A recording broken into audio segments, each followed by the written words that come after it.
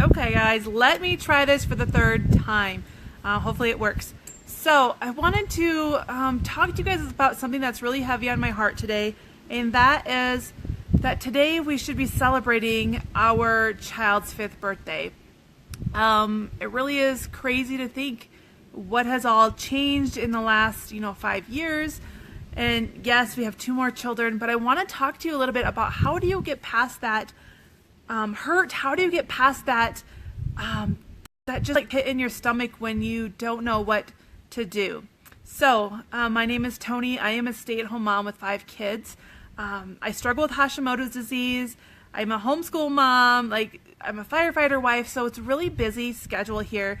2.5 years ago, I decided to take back my health. I was at a point where I was really struggling with anxiety and depression, and I just did not like where I was. And so that is really how this page really transpired. It was I needed a change in myself. I needed to have hope again, and I needed to feel that excitement and passion in my life again. And that is why I do what I do every single day, and it's why I love what I do. So let's just really jump into the topic for today. If you can hear me or see me, please let me know. Let me know where you're listening from today. I am here in Colorado Springs, and it's a little bit breezy today, so hopefully the wind will not be an issue. So, like I said, we should be celebrating our child's 5th birthday today. Now, this is something that most people don't talk about, right? They don't want to talk about loss. They don't want to talk about those times when you just are struggling to be afloat, right? So it was Valentine's Day 2012 is actually when the news came. I was pregnant with our 4th child at the time. Super excited. It had been a few years since I had been able to get pregnant, and we were really curious of what was going on. I had really irregular cycles. Granted, yes, I already had 3 kids. Went in and we kind of did some elimination testing and found out that I had polycystic ovarian syndrome. And what I was told was that there's not a specific test for that. It's more of a ruling out other conditions. On top of that, I found out that I had Hashimoto, or not Hashimoto's at the time. They just said it was hypothyroidism. And here, just try this and see if it helps. I wasn't really monitored, anything like that. And I was like, okay.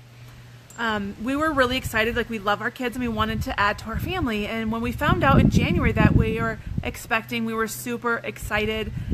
It was just the joyous time in our life. We lived by family at the time, so I was so excited to finally be able to have a new baby with, people around that loved us, to have family there to help out, because the other kids were born when we lived in Alaska and I didn't have that, support and network there. Super excited. It was a little bit different because my doctor that I had in Alaska, she got me in pretty much right away when I found out I was pregnant. And so here, when I called, we were living in Washington at the time, and they said, well, we won't do your first appointment until you're 10 weeks along, or 9 weeks, I think it was. I went in on a Thursday.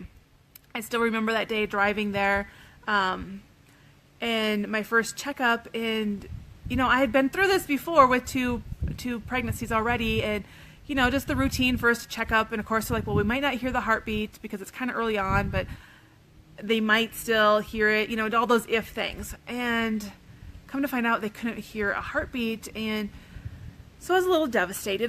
And of course I'm thinking, it's just too early. Maybe I was off on my dates. Maybe we're really not at 9 weeks, all those things that go through your mind. When I knew with the twins, we could hear their heartbeat on ultrasound or see their heartbeat on ultrasound at 5 weeks. So in the back of my mind, I was still thinking, well, something may be up. So this was on a Thursday. The weekend, I was told to just take it easy. After that first visit, I had started spotting and bleeding, and I thought, this is weird. I've never experienced this before. And of course, people are like, well, sometimes that happens, blah, blah, blah. And I was like, but it's never happened to me before. So of course, I'm taking it easy. I have twins were 4, 5, it was 5 years ago. So they were 6. I had a 6-year-old, 2 6-year-olds, and a 4-year-old, soon to be a 5-year-old. And I was like, or 3-year-old, 5 years ago, okay? And I was like, how am I going to do nothing when my husband was working 3 days in a row at the fire department? So anyways, I went in again on Saturday for more blood tests to make sure the numbers were going up. they went up a little bit, and then I went on Sunday again to the hospital, have more work done, lab work, and it started decreasing. Of course, I'm freaking out and thinking, why is this happening to me? Miscarriage is something, and infant loss is something people don't talk about, right? And it came to Tuesday. Monday, we went in and I saw my doctor again Monday morning. I'll never forget that day. We go in. Of course, you just have like this pit in your stomach, right? If you've ever gone through this, I know you know what I'm talking about, where you're dreading the worst outcome, but you're hoping for the best, and you're like, there's got to be a way. There's got to be a way. Why is this happening? And so they were going to start with an ultrasound. We go back to the room. It was different. The bed was much higher than the place I'd been before. I get up there, and they did a vaginal ultrasound and an external just to double check everything. I remember they turned the lights down. It was dark and it was cold in there. The monitor was up on the wall. I'll forever remember, seeing that little baby not moving, just so still and lifeless. And it was just, I said, no, it can't be true. This can't be happening. We were so excited. We had all these plans, and, we had all these things that we wanted to do, right? And all they said to me, the doctors, as they left, was, I'm sorry, we'll let you collect yourselves, and that they were going to make an appointment for me to, I could decide what to do, if I wanted to just let everything pass, or I could go and have a D&C the next day. And I was just crying and crying. Of course, my husband's trying to console me there. And if you've ever gone through it, or if you know anyone who's ever gone through a miscarriage, I'm telling you, it is real. I don't care how far along you are. It is a loss. It is a child that you are not going to hold in your arms. So I decided for me to have the D&C. I figured that would be easier emotionally for me to actually just have it done instead of little by little, knowing that I was, expelling the baby myself. And so the day that I went in to have my procedure was on Valentine's Day, 2012. Valentine's Day has not been the same since, I will tell you that. But it was just so I remember that day coming out of surgery and just thinking, where's my baby? Why did this have to happen to me? So now, February is always hard, and then come around September when it was my due date, that is hard as well. And how do you get past those hard times? How do you not deal with that funk every year, twice a year? How do you manage, right? I kept hearing from all my friends, sorry, the wind is blowing here. All my friends said, it's no big deal. It happens to everyone. I knew so-and-so had gone through this. And that hurt, that stung when they said it's no big deal, because it is a big deal. That is a life, that is a baby, that is someone growing inside of you. And they said, well, you'll get pregnant right away. That didn't happen. Of course, then you start thinking, what's wrong with me? Why isn't this happening? All those doubts and questions like that. So how do you overcome that? How do you not get in that pit every single year around that anniversary time? Well, I will tell you, it's still emotional. It's not going to go away. Whether it's an infant loss, a child loss, a parent, a spouse, that is going to be there. That is part of what has defined you and is shaping you into a person that you are today. But I am here to tell you that how you move forward and how you use that to grow and love on your children that you have, or your people around you in your community, that is going to be reflected in that. So, like I said, my life was really changed from that point on. My mom had a miscarriage when I was 10 years old, and it was something you didn't really talk about. I come to find out after I had this experience, I shared with people, and it was more people have dealt with loss than that are willing to say. So now, how do you move forward?